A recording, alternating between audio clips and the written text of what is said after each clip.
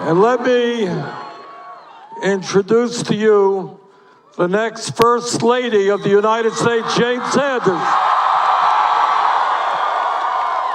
Hello, LA. My gosh, what an incredible crowd. Thank you. I'm here as a kind of a character witness for this character. As a wife of 31 years, as a co-worker for 38 years, I can attest that there is nobody that you could trust more, count on, and believe in than Bernie Sanders. I wanted to let you know what the whole campaign is not me, us, but there are other people that are behind the scenes all the time that sustain Bernie and I. Two of our sons, Dave and Levy, are here today. Come on up and wave. And two of our daughters are not here today. But they will be on other trips. We have 7 grandchildren and our children's spouses. They all support us in every way, and I just wanted to let you know that. They would agree with me 100% that Bernie was our choice growing up, working together, being married and having a family, a blended family together.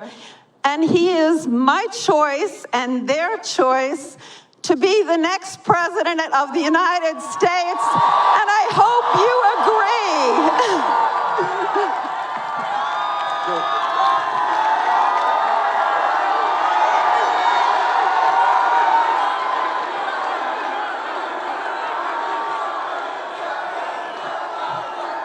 Thank you all, and let me thank the folks who have gone before me.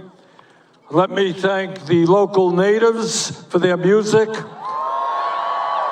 Jesse and Joy, Young the Giants, Council Member Mike Bonan, Council Member Gil Casadillo, Assembly Member Reggie Byron Jones-Sawyer, Jennifer Epps Addison, Christina Livingston, and Anna Maria Achilia.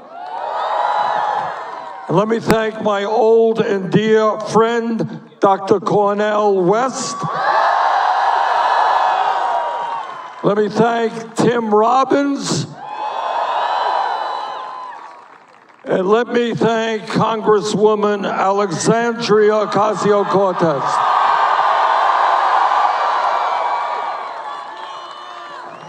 We kind of take it for granted, but Alexandria has been in Congress for less than 1 year. And in that 1 year, she has accomplished more than hundreds of members of Congress combined. She has spoken out against racism, sexism, homophobia. She has stood up for the working families of this country. Alexandria, thank you so much for your participation in this campaign.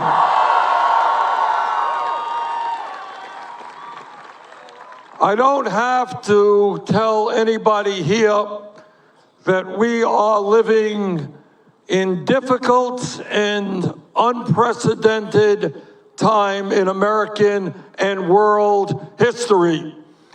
We have a president who is a pathological liar, who is running a corrupt administration, who is a racist, a sexist, a homophobe, a xenophobe, and a religious bigot. Other than that, not so bad. That's a joke. Brothers and sisters, what our campaign is about is not only defeating Trump.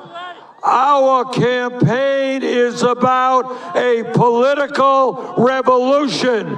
It is about transforming this country.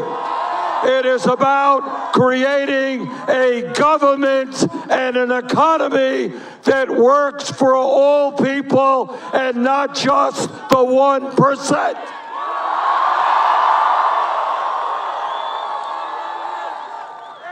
As Alexandria mentioned, what we have right now in America is a corrupt political system. It is a system in which billionaires are buying elections. It is a system in which voter suppression is taking place every single day. Some of you may have noticed that just in the last week, you had Republicans trying to purge hundreds of thousands of voters in Wisconsin and Georgia. What our campaign is about, what our administration will be about, is one person, one vote, not billionaires buying elections. And I am proud to tell you that as of this moment, our campaign has received more contributions from more people than any candidate in the history of the United States of America.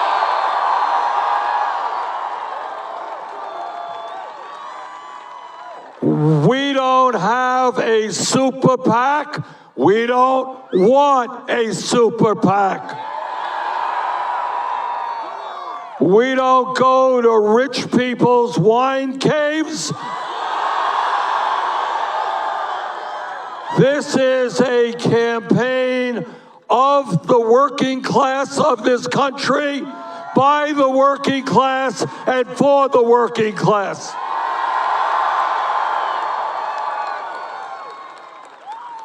This is a campaign that will win, because while Trump wants to divide us up based on the color of our skin, or where we were born, or our religion, or our sexual orientation, our campaign and our administration is about bringing people together. Black and white, Latino, Asian American, Native Americans, we are coming together. And we are coming together around an agenda that works for working people, not billionaire campaign contributors. And what that agenda says is that if you work 40 hours a week in America, you should not live in poverty. And that is why we're going to raise the minimum wage to at least $15 an hour. We're going to have equal pay for equal work for women.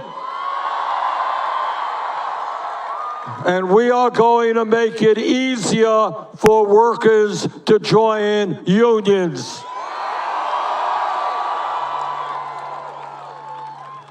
What this campaign understands is that a well-educated population is the future of America.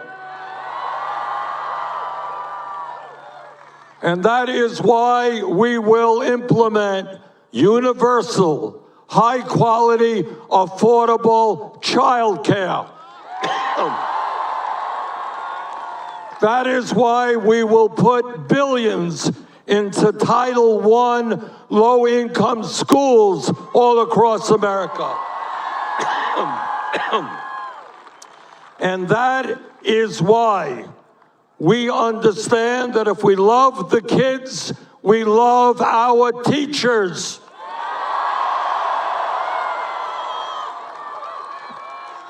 We don't want teachers with great experience leaving the profession because they got to work 2 or 3 jobs. We don't want teachers taking money out of their own pockets in order to buy school supplies. We're going to fund public education, and we're going to make sure that every teacher in America earns at least $60,000 a year. And I want young people, including those of you here today, to give serious thought about becoming teachers. There's no job more important. We desperately need you. And when we talk about education, that means that we will make public colleges and universities tuition-free.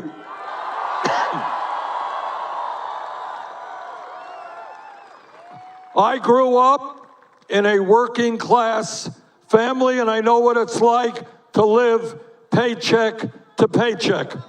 And I want every person in this country, regardless of his or her income, to know that they will have the opportunity to go to college, to go to a trade school, and not worry about how to pay for that.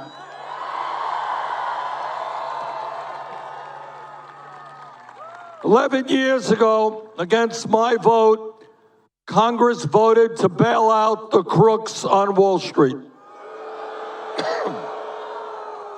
2 years ago, Trump and his friends gave $1 trillion in tax breaks to large corporations and the 1%. Well, if Congress can bend over backwards for the rich and the powerful, we can cancel all student debt in America.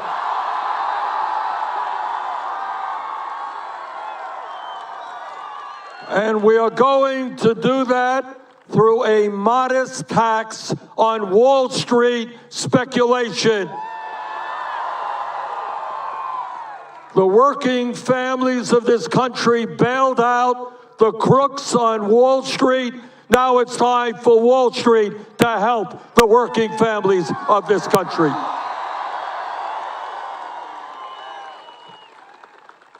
And I know you, are embarrassed that we are the only major country on earth not to guarantee health care to all people as a human right. The current healthcare system is not only dysfunctional, it is extraordinarily cruel. We are spending twice as much per person on healthcare as do the people of any other country. And yet 87 million of our people are uninsured or underinsured. 30,000 die each year because they don't get to a doctor when they should. 500,000 people go bankrupt because of medically related bills. Think about that. 500,000 people going bankrupt for what crime? Because they were diagnosed and treated for cancer, for heart disease, for Alzheimer's. That is not a system we will retain in America.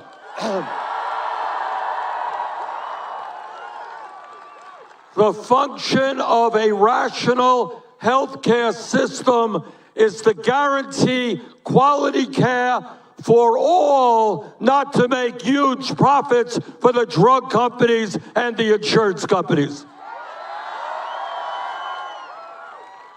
So brothers and sisters, the day is coming, and it's coming soon, where we will pass a Medicare for all single-payer program.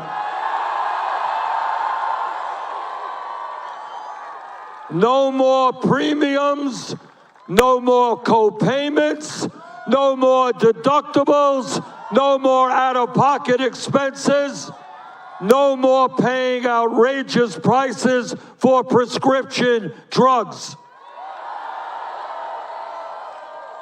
We are going to take on the greed and corruption of the drug companies and the insurance companies. We're going to take on Trump and the Republican Party. We're going to take on the Democratic establishment.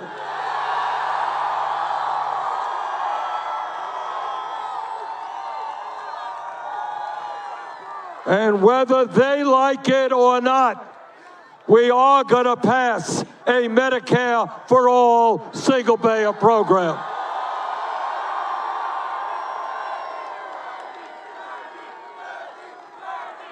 And I want to touch on an issue that is not just an American issue. It is a global issue, and you are all familiar with it.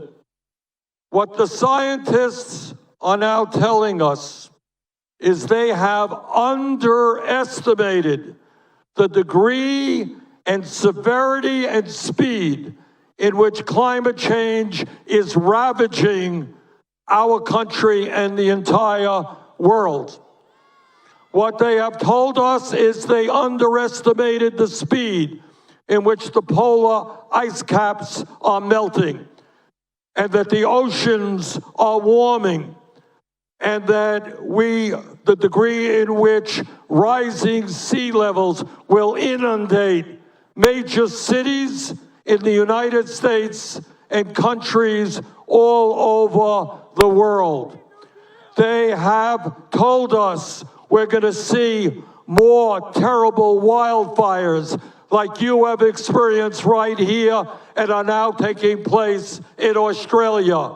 We're going to see more extreme weather disturbances, which recently put Venice, Italy underwater as it did Houston, Texas. They are telling us that food production will go down because drought will limit the planting season for farmers. They are telling us that if we do not act, there will be around the world hundreds of millions of climate refugees, people who cannot stay in their homeland because there is no water, there is no land to grow their crops. Today we say to the fossil fuel industry, your short-term profits are not more important than the future of this planet.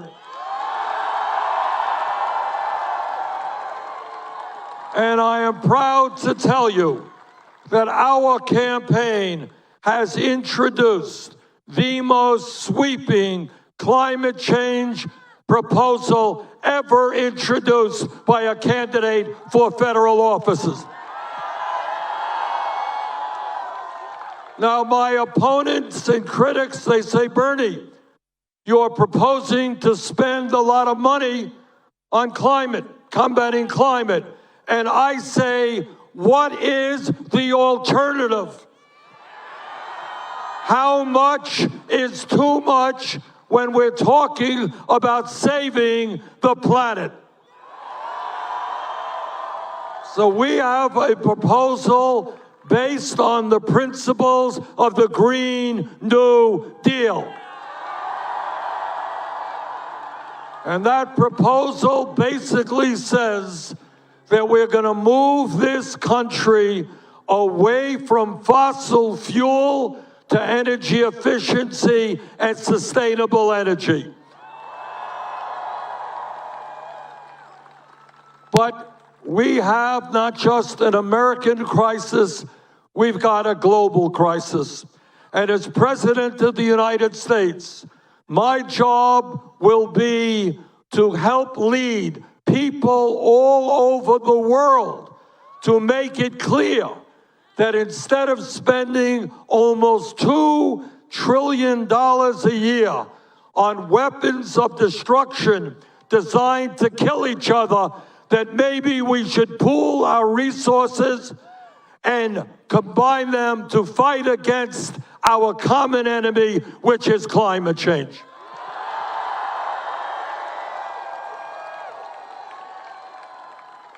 When we talk about a progressive agenda, together we will end a broken and racist criminal justice system.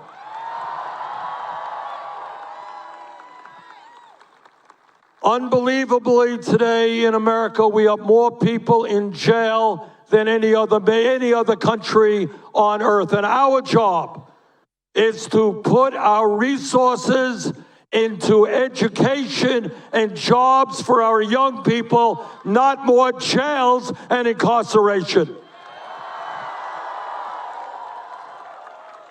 Together, we are going to end cash bail in America. Together, we are going to end private prisons and detention centers. And together, once and for all, we are going to end the destructive war on drugs. We are going to legalize marijuana in every state in this country. We are going to expunge the records of those arrested for possession of marijuana. And when marijuana is legalized all across this country, we're not going to have a handful of corporations controlling the marijuana industry. We are going to have those people most hurt by the war on drugs, our brothers and sisters in the African American and Latino and Native American community. Help them get the businesses upway to make a profit for the legalization of marijuana. And brothers and sisters, we are sick and tired of Trump's demonization of the immigrant community. We are going to end the racism and the hatred. On my first day in office, we will undo, through executive order, all of the racist executive immigration laws promulgated by Trump.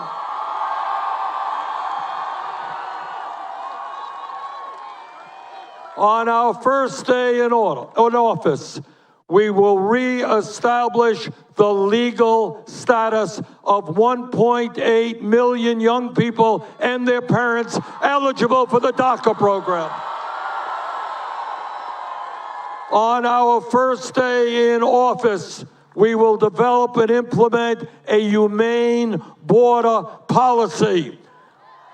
Under our administration, federal agents will not be snatching babies from the arms of their mothers,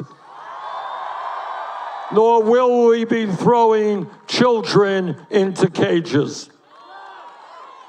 Our administration will push for and will succeed in implementing comprehensive immigration reform and a path towards citizenship for all the undocumented in this country. Our administration will develop gun policy based on the needs of the American people, not the NRA. universal and expanded background checks, ending the gun show loophole, ending the so-called straw man provision, and doing what the American people want, and that is ending the sale and distribution of assault weapons in this country. You know, I'm a U.S. Senator, and I'm on the floor of the Senate, and I hear many of my conservative colleagues talk about their desire for small government, for getting the government off the backs of the American people. Well, I say to those conservatives, stop the hypocrisy. If you want to get government off the backs of the American people, understand that it is women in this country who must control their own bodies, not politicians.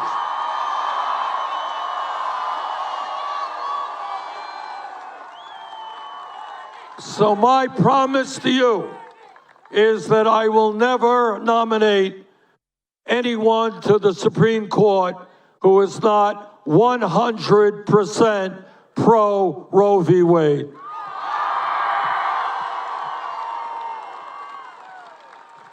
What this campaign is ultimately about, and Alexandria made the point, it is about changing our national priorities. Instead of giving tax breaks to billionaires, instead of spending more on the military than the next 10 nations combined, we are going to address the needs of the working class of this country. We are going to take on the grotesque level of income and wealth inequality, where 3 people now own more wealth than the bottom half of American society. Now, Nelson Mandela, one of the great heroes of our lifetime, he said something that was very succinct and very profound. And what he said is, and I quote, "It always seems impossible until it happens." It always seems impossible until it happens. And this is a man who walked out of a jail in South Africa to become president of that country. But what Mandela was saying is that the establishment, the economic establishment, the political establishment, the media establishment tells us every single day not to dream big, not to have high expectations, not to believe that we can make fundamental changes in our society. But we know differently. We know that the history of change in America always takes place from the bottom on up. That is the history of the trade union movement. It is the history of the civil rights movement. It is the history of the women's movement. It is the history of the gay rights movement. It is the history of the environmental movement. And where we are right now in this pivotal moment in American and world history is a moment in which tens of millions of Americans from California to Vermont have got to look around them, stand up, and understand that the status quo just is not working.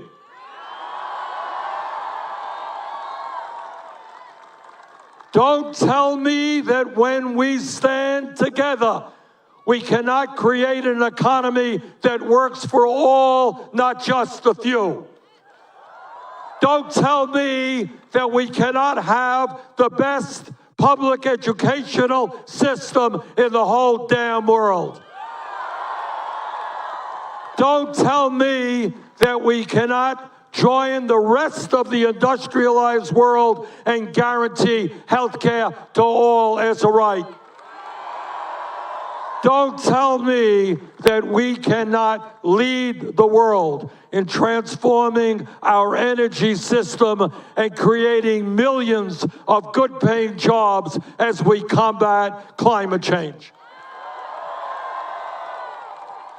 Don't tell me that we cannot end a racist and broken criminal justice system.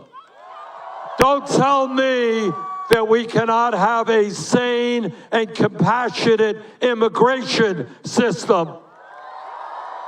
Don't tell me that we cannot move aggressively to end gun violence in America. And don't tell me that we cannot protect a woman's right to control her own body. Brothers and sisters, I'm a United States Senator, and I deal with the corporate elite every day. I deal with the greed of Wall Street and the insurance companies and the drug companies and the fossil fuel industry and the military-industrial complex and the prison industrial. I know all these guys. They are powerful people. They have an endless, and I underline the word endless, amount of money. But at the end of the day, the 1% is 1%. And if we in the 99% stand together, if we don't allow Trump and his allies to divide us up based on the color of our skin or where we were born or our religion or our sexual orientation, if we stand together, if we have the courage to take on the greed and corruption of the corporate elite, if we are prepared to bring our friends and our family into the political struggle, if we have a vision of a just and humane society in front of us, brothers and sisters, when we stand together, when we fight together, there is nothing we cannot accomplish. Thank you all very much.